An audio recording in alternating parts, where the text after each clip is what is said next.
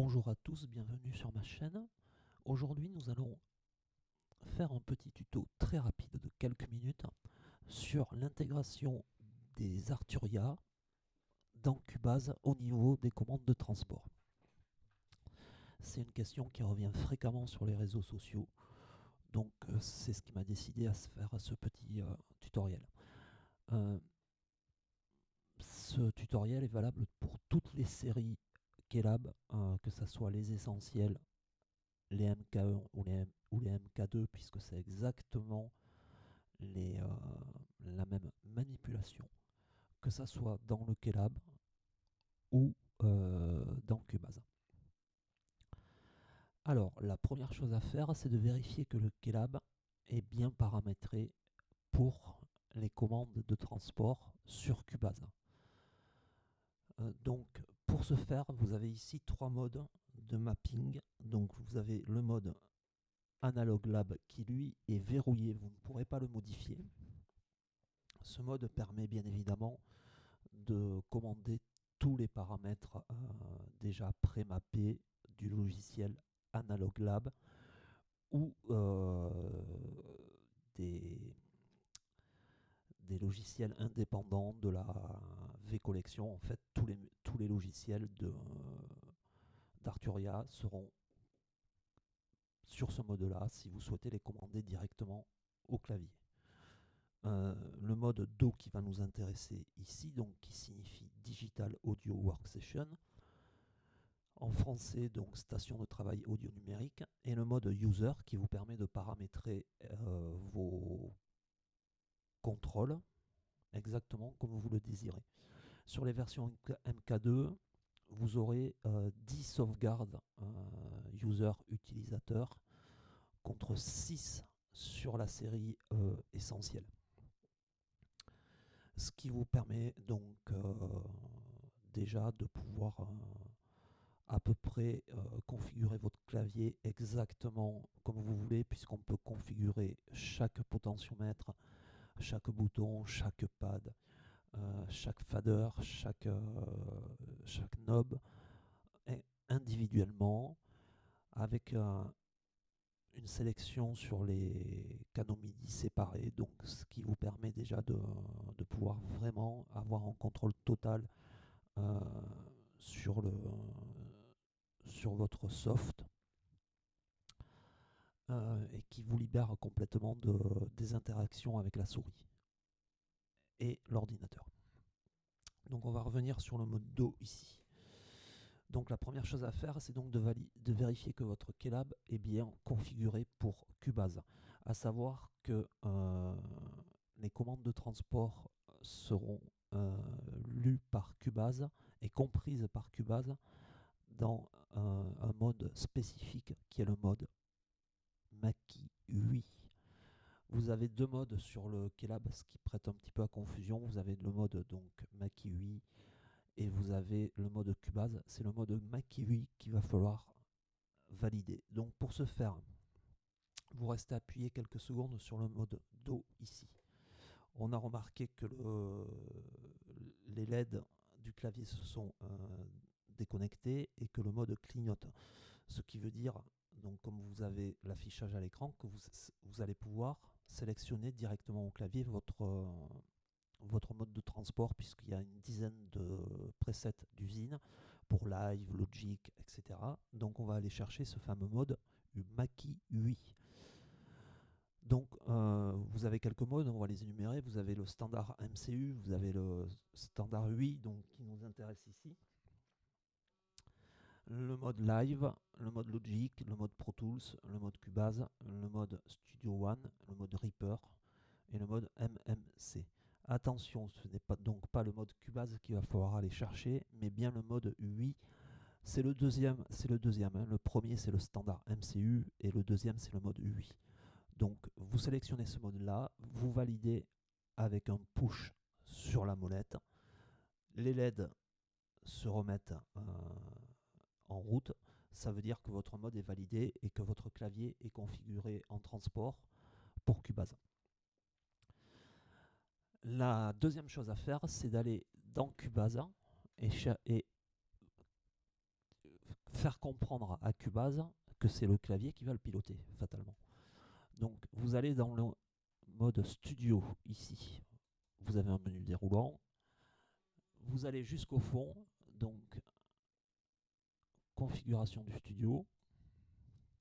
Et vous avez cette nouvelle fenêtre qui s'affiche. Donc dans cette fenêtre-là, vous avez par défaut deux modes qui sont déjà installés, c'est-à-dire les contrôleurs instantanés des pistes et les contrôleurs instantanés des VST. On voit bien qu'il n'y a pas le Mackie UI qui est visible. Donc pour ce faire, c'est très simple, il suffit d'ajouter un périphérique en cliquant donc ici en haut, juste en dessous de périphérique. Donc on va cliquer et il va nous faire une liste de plusieurs modes qui sont disponibles. Donc là, vous avez trois modes pour les Mackie, donc le Baby UI, le Mackie Control et le Mackie UI. Donc ne faites pas l'erreur de valider le Baby UI, ça ne marchera pas. Donc vous allez bien chercher le Mackie UI ici. Donc c'est le troisième mode concernant Mackie. Donc vous validez le Mackie UI. Là, il va agrandir la fenêtre. Et normalement, vous devriez avoir votre Keylab qui est déjà installé. Si vous avez cette fenêtre qui apparaît comme ça avec entrée MIDI, Mackie UI, entrée MIDI et sortie MIDI non connectée, tout simplement vous allez donc cliquer sur le menu déroulant ici et vous allez connecter votre Keylab. Alors attention, ici vous voyez que le Keylab ou mes autres claviers, on a deux possibilités, donc le Keylab en MIDI et le Keylab en mode Do. Alors je rappelle que si vous validez le Keylab MIDI, cela ne marchera pas non plus puisque cette fonction-là n'est valable que pour les informations MIDI, c'est-à-dire les informations du clavier et les informations du control change, donc des faders et des pads. Les fonctions de commande, donc de transport, sont affectés au mode Do. Donc ne validez pas le mode MIDI, mais validez l'entrée en mode Do ici. Et vous validez la sortie également, puisque la sortie de Cubase permet d'envoyer certaines informations à l'écran. Donc vous faites, n'oubliez pas de faire appliquer, ne faites pas simplement OK, vous faites appliquer et après vous faites OK, ce qui va fermer la fenêtre.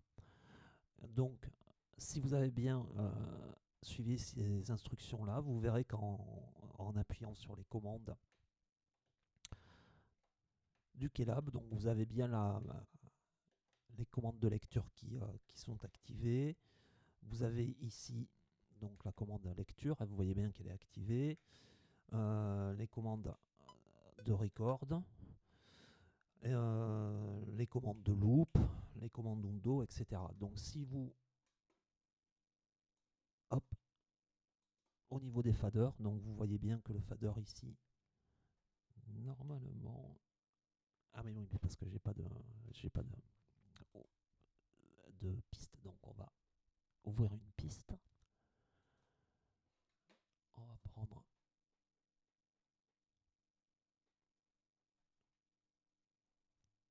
un VST. Là.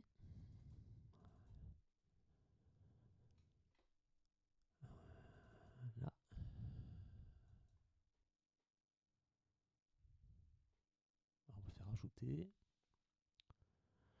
Voilà. Hop. Et vous voyez bien que la commande transport mixage ici est bien comprise par Cubase lorsque je bouge mon fader. Vous voyez bien que ça active la piste. La panoramique également.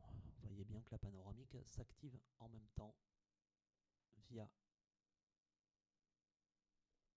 le Keylab, le mute.